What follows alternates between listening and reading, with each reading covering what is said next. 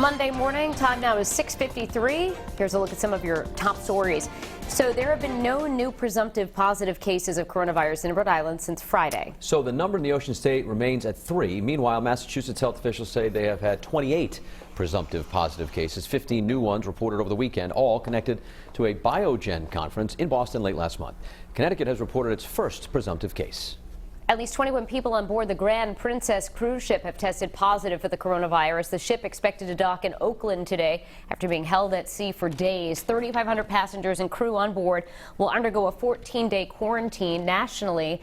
As the death toll and number of infected continues to rise, health officials are warning that drastic measures could be taken down the road to contain the outbreak. A Rhode Island man at the center of the ride-hailing service rape case. Due back in court today, 39-year-old Alvin Campbell Jr. accused of pretending to be an Uber driver back in December. Prosecutors say he persuaded the victim to get into his car outside of a bar in Boston.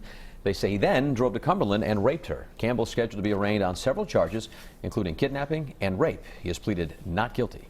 A man is in the hospital with serious injuries after falling down a cliff in Blackstone. Police receiving the call at about 5 o'clock yesterday from a woman who saw the man on the ground in the woods unconscious.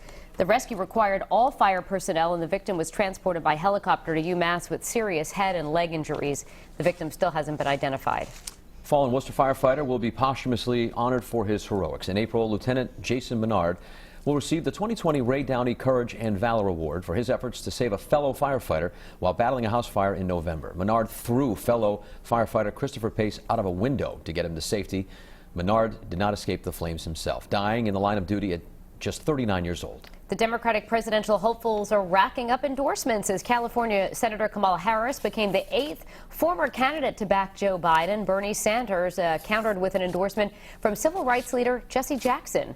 One key endorsement remains elusive for both men, though, and that is of Massachusetts Senator Elizabeth Warren, who dropped out of the race last week.